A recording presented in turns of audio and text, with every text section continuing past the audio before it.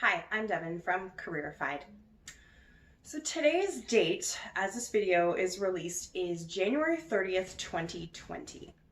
And yesterday was Bell Let's Talk Day, which is an annual initiative that Bell Canada undertakes looking at reducing stigma around mental illness and encouraging people to talk about their struggles.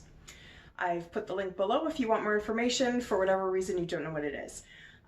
But in that spirit, I thought that we could take some time this week to talk a little bit about the connection between mental health and careers. Last fall, there was a survey done of over 1,300 career professionals in Canada, and the results are beginning to be published now. And so there were a couple of stats I wanted to share with you that have come out of that survey because I think they're particularly relevant to a parent who has a kid at home who's just beginning this career exploration journey thing. So, two stats that came out of it.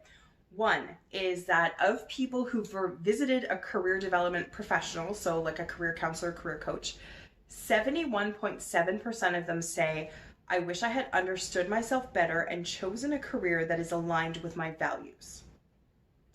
Two, 66.5% of people who visit a career professional say, I wish I hadn't been pressured into pursuing a career I didn't want to pursue. Another report, I guess for lack of a better word, was released this week that is essentially a guide for career professionals, so people like me, on using good career development practice to help strengthen the mental health of our clients. And so I've just been able to start looking into it. It's quite meaty, and I've actually been very excited to read this since it was announced that it was coming out. But there is obviously a huge section in there on the links between career success and mental health and career success and mental illness. And the first thing I want you to understand is that those are two very different things. It's health versus illness. So in that vein, I want to put a few thoughts out there. First off, I know you want the best for your kids. You want them to be successful. You want them to have good lives.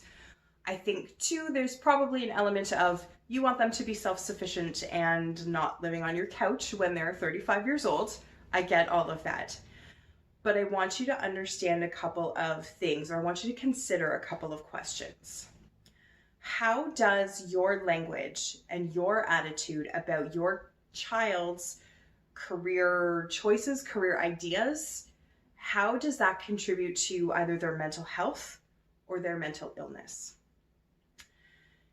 Is it more important to you that your child has a career that is meaningful and satisfying, or for you to be able to brag about what their job title is? The reason I put these questions out there is that career development professionals see this all the time, particularly those of us who are or have been in campus career centers. We will talk to the students who are struggling to get through their science or their engineering program that mom or dad forced them to take because mom or dad was too embarrassed to say, well, my kid's interested in history or English or philosophy. Or we work with the student who bounces from program to program to program because they don't know what they want.